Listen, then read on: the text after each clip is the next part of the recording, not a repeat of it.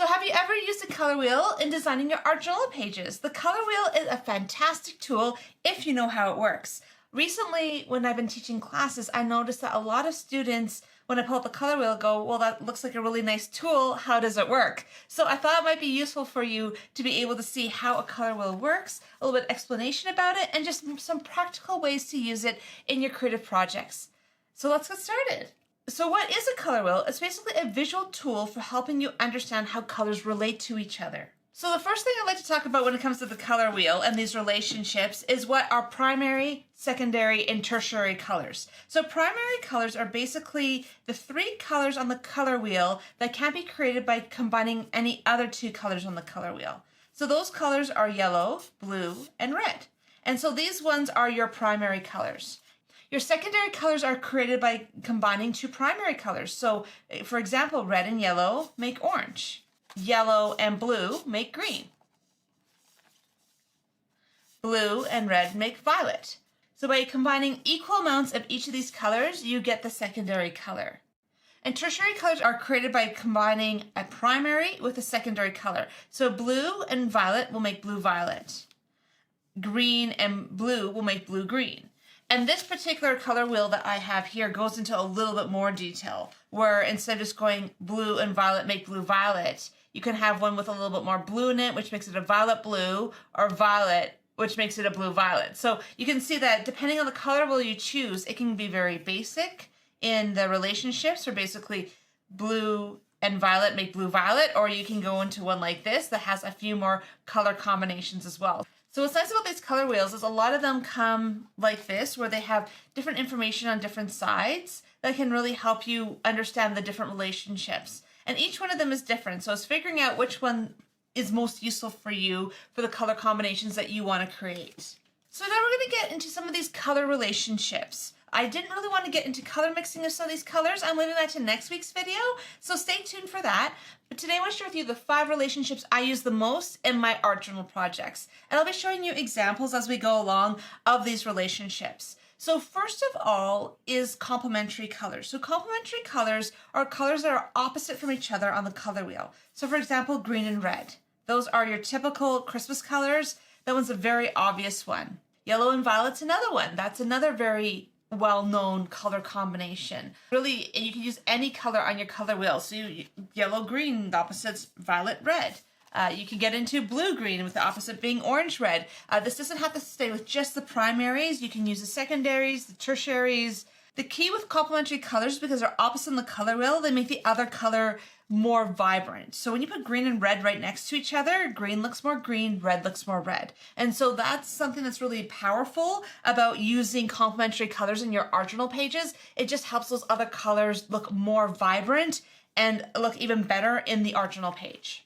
So this page is a really good example of complementary colors. I'm using orange-red and I'm using blue-green together. And you can see how those colors pop. Like, yes, I've added in some texture, I've added in some gold, but you can see how vibrant those colors look because they are the opposite on the color wheel. And this just happens to be a page that I did as a study on my branding colors. And I thought it was really fun, but it just shows that even outside of art, even in design, that complementary color relationship shows up in a lot of different places. So split complementary colors is another color relationship that is very common. Instead of going red-green, instead we would be going red, blue-green, and yellow-green. So instead of being the complementary color, it's a split complementary color. So it's the two colors that are mixed with yellow and green or blue and green that will work with the red. And so that one's a little bit more of an interesting color combination. That's one I use quite a bit just because I like the look of it on my page.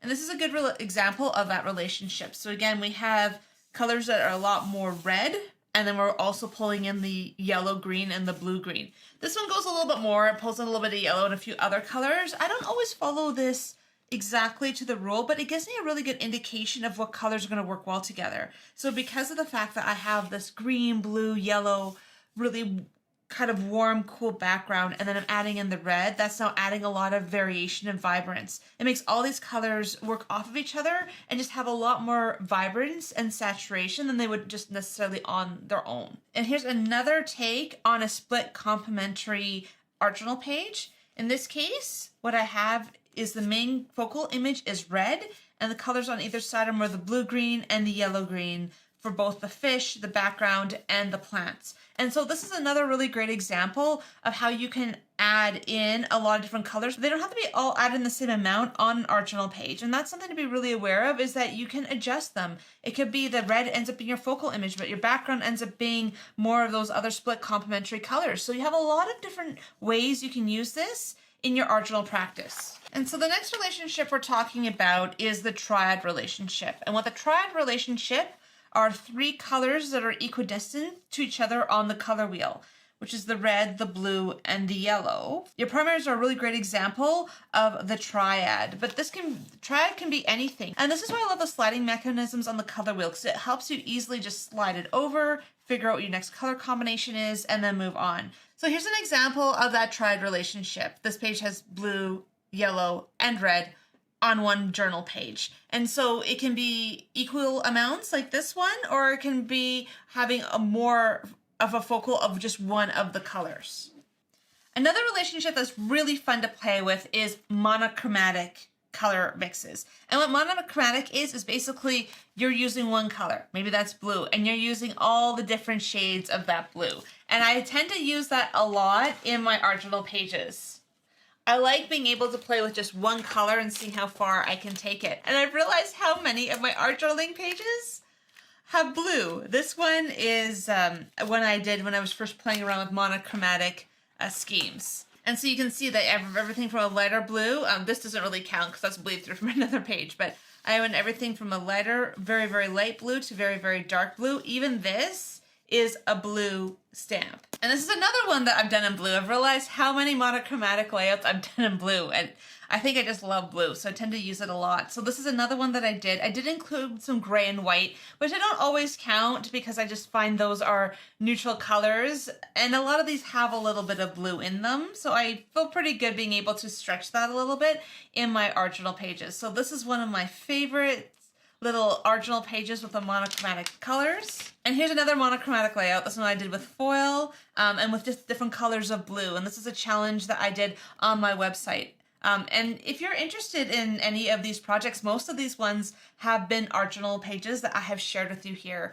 So if you find any of these projects interest you, look in the description below. I've included all the links. So the one relationship I tend to overdo a bit in my art journal projects is the analogous color scheme. So basically, the analogous color scheme is taking one color and then choosing 3 to 5 colors around that color to use. So I will use this a lot where I'll go from greens to blues to violet. I will go from yellows to greens to blues. I tend to do that a lot. And part of that is because you don't have to worry about making mud because all these colors work together.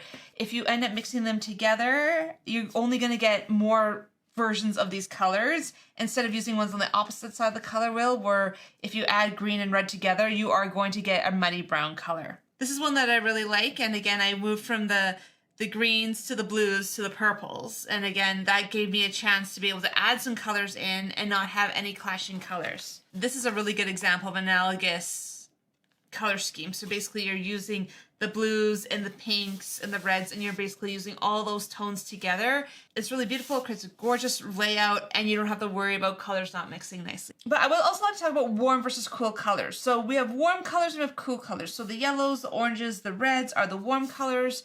Your greens, your blues, your violets are the cool colors. A lot of the analogous layouts that I've done kind of follow either a warm or a cool side of the color wheel, or sometimes what I like to do is create a background that's cool and add in some warm elements. So understanding what your warm and cool colors are and how they relate to each other can go a long way for making sure that you get really good results. And also another thing to realize is you don't have to go for the pure color. You can go for any shade or tint. So really shades are adding in black or another dark color to darken it. Tints are moving to a lighter shade, so adding white. And so really you can follow the color wheel, but you don't have to worry about sticking to those outside really vibrant colors. You can add in a lot of pastel shades that will still create that variation and that contrast using the color wheel. So should you be painting your own color wheel or should you buy a color wheel? I buy a lot of these types of color wheels just for using in my classes, and part of that is because this is really visual and easy to see when I'm working with people and helping them choose their colors. I use these small ones when I'm just working in my art journal and I just want something on hand that I can reference color on. I like these ones because of the way they slide and adjust, and I don't have to count pie areas. Instead, I can basically just slide the thing and understand the relationships instead of having to count where they are. Are they 5 spaces apart? Are they 4 spaces apart? How that works in the color wheel. So there's so many different ways you can use a color wheel, not just in your art journal, but just in life. By having a color wheel, start paying attention to what you see around you. I noticed that there's so many color combinations that I will pull from people's clothing, from the environment around me, from different things that I will use in my art journal. And it's just a matter of paying attention and going, well, what colors are they wearing? Or what colors am I seeing? And how does that relate to the color wheel? And by understanding those relationships, it's gonna go a long way for you being able to understand what makes really great design in your art journal. So I hope this has given you some ideas on how you can use the color wheel in your art journal page. And if you have enjoyed this video, if you could like it, subscribe, and just hit that notification button so you don't miss out on any future videos. And anytime you like a video, that just helps more people see it, and that helps small channels like me grow. So thank you so much for your support. And if you're interested in any of the other art journaling projects that I have done that I included in today's video, or any of the color wheels I would suggest, I've included them all in the description below. So just check it out there. And make sure you stay tuned for next week. Next week, I'm going to be sharing how to paint a color wheel and how to turn it into a beautiful piece of art in your art journal. If you're interested in another video about color, click here. This is one I did about color mixing and some of the things people don't realize about mixing color and how to prevent creating mud when you're creating color. So I'll see you in that next video.